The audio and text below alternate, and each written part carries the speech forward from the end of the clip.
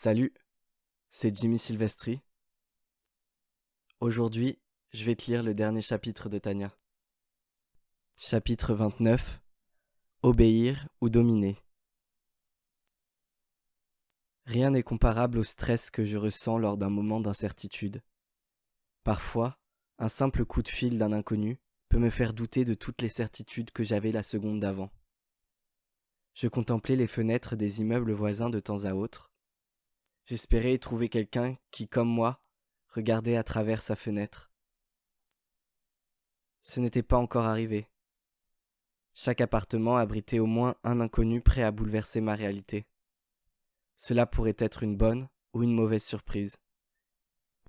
Une opportunité pouvait se transformer en une crainte à un rythme effroyable. J'avais le choix, obéir ou dominer. Je soufflais pour expulser le mal-être qui me rongeait ce jour froid que la grisaille surplombait. Le carton entre mes mains était presque rempli. Je continuais d'y ajouter les objets de ma cuisine que j'avais accumulés au fil des années. Je protégeais les plus fragiles à l'aide de papier journal.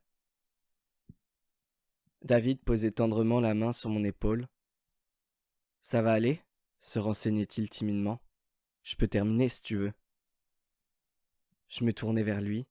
Il semblait ressentir ce qui me traversait l'esprit. Je le prenais dans mes bras et lâchai quelques larmes silencieusement.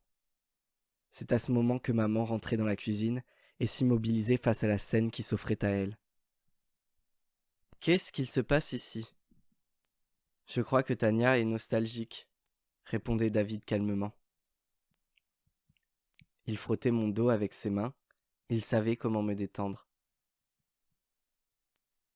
Quitter ses habitudes, c'est accepter la tristesse inhérente à la vie qu'on a menée, affirmait maman en se rapprochant de nous et en nous enlaçant.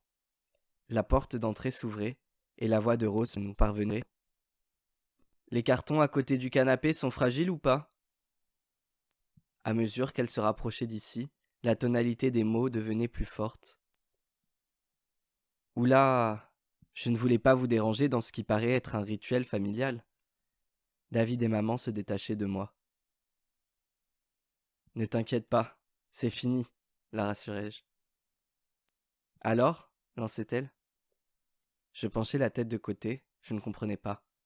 « Bah, ils sont fragiles ou pas ?»« Ah !» je rigolais. « Oui, ils sont fragiles. » Je scotchai le carton de vaisselle et rejoignai Rose dans l'ascenseur. Maman et David étaient restés à l'appartement, faire le point sur ce qu'il restait à descendre. « Je te remercie de participer au déménagement. Ça me fait plaisir d'aider. Non pas que je veuille que tu partes, je me sens plus utile ici qu'à mon atelier, à vrai dire. » « Ah, d'accord. » Rose souriait.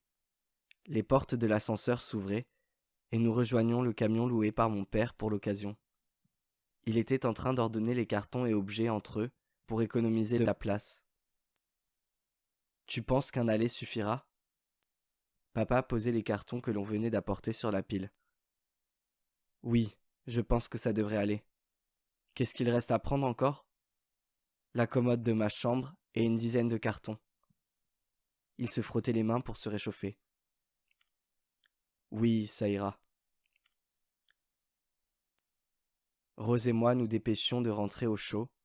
Nous croisions David qui apportait de nouveaux cartons. Je lui demandai s'il voulait bien m'aider à descendre la commode par la suite. Il approuvait. Mon père claquait les portes du coffre. « Voilà une bonne chose de faite, » lâchait-il. La foule acquiesçait. « Bon, tout le monde à l'intérieur. »« Rose, tu veux qu'on te ramène chez toi ?» proposait-il. « Non, ça va aller. Je vais prendre le métro pour rentrer. »« Tu es sûr ?»« Oui, c'est gentil. »« Tania, tu n'as rien oublié ?»« Non, je ne crois pas. »« Tu as fermé la porte d'entrée avant de partir ?»« Oui, » annonçai-je lassé de répondre à ces questions. « On y va alors ?» Je me tournai vers Rose. « Encore merci pour ton aide. Tu auras un jour de dispo la semaine prochaine? Oui, pourquoi? Je veux absolument t'inviter au resto. Ce sera un cadeau. Ça marche. On aura le temps d'en reparler d'ici là. Oui. Je lui rendais son sourire et la prenais dans mes bras. Enfin, mes parents et David lui avaient dit au revoir. Mon père montait côté passager. Maman nous laissait, David et moi, nous installer sur les sièges arrière exigus du véhicule avant de déplier son assise. Elle claquait la porte la dernière, après avoir répété ses remerciements à Rose. Le véhicule s'éloignait peu à peu de Rose, jusqu'à atteindre un feu rouge. David connectait son portable au haut-parleur du camion. La musique d'une artiste américaine couvrit soudainement le bruit du moteur. J'étais fatigué d'avoir déplacé toutes mes affaires. Une fois à la maison, je ne tarderai pas à décharger le camion avant que mon père s'en aille le rendre à l'agence de location. Je me sentais apaisé au milieu de ma famille. Tant qu'ils sont avec moi, je me sens protégé. Je ne connais pas le futur. En revanche, je sais qu'un tel présent me convient. Voilà, Tania est maintenant terminée. Ça me fait plaisir que tu sois encore là à m'écouter. Pense à me rejoindre sur les réseaux si ce n'est pas déjà fait, pour découvrir d'autres de mes contenus. Et comme toujours, profite de ta vie, et je te dis à bientôt.